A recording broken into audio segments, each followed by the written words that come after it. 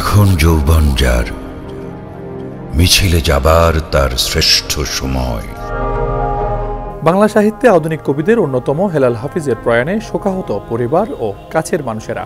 শনিবার সকালে বাংলা একাডেমিতে আনা হয় কবি হেলাল হাফিজের নিথর মরদেহ। সেখানে তাকে শেষ বিদায় জানাতে সমবেত হন তারা। কবি হেলাল হাফিজের কবিতায় ফুটে উঠত বিদ্রোহ, বিরহ ও ভালোবাসার কথা। কষ্ট নেবে, কষ্ট। প্রিয় মানুষের এমন চলে যাওয়ার বেদনার দীর্ঘশ্বাসে ভারী হয় পরিবেশ। প্রথম জানাজা শেষে শেষবারের মতো কবিকে শ্রদ্ধা জানান ভক্ত, কবি, সাহিত্যিক ও বাংলা একাডেমির সদস্যরা।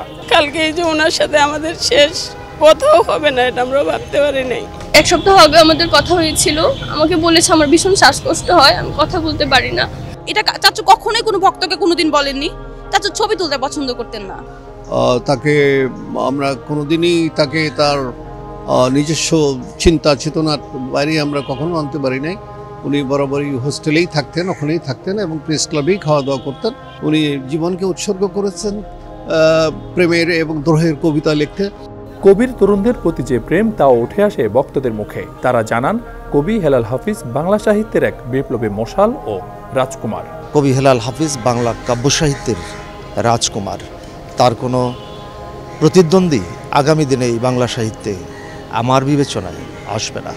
সদ্য সমাপ্ত ২৪-এর যে গণ অভ্যুত্থান, সেখানেও কবির কবিতা প্রাসঙ্গিক হয়ে উঠেছিল রাজপথে।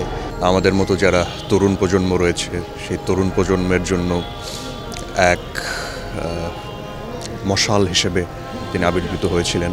আমরা আসলে স্তম্ভিত এবং ভীষণভাবে ব্যথিত হয়েছি। সংস্কৃতি বিষয়ক মন্ত্রণালয় কবি হেলাল হাফিজকে নিয়ে কি করবেন তা জানান উপদেষ্টা মুস্তফা সারোয়ার ফারুকী।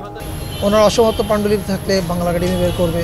কবি তো পুরস্কারের জন্য কিছু লেখেন না, কিন্তু পুরস্কার দিতে হয় জাতি তার কৃতজ্ঞতা জানানোর জন্য। দুর্ভাগ্য এই যে আমরা ওনাকে, আমি যতদূর জানতে পেরেছি উনি ২১শে পদক, স্বাধীনতা পদক এগুলো কিছুই পাননি। আমাদের সংস্কৃতি মন্ত্রণালয়ের এই বিষয়ে যা যা করার আছে আমরা নিশ্চিতভাবে সেটা করব। আপনারা কিছুদিনের মধ্যে হয়তো জানবেন। শুক্রবার দুপুরে রাজধানীর শাহবাগে অবস্থিত সুপার হোমের বাথরুমে পড়ে গিয়ে রক্তক্ষরণ হয় কবি হেলাল হাফিজের। পরে কর্তৃপক্ষ তাকে বঙ্গবন্ধু শেখ মুজিব মেডিকেল হাসপাতালে নিয়ে গেলে চিকিৎসক মৃত ঘোষণা করেন।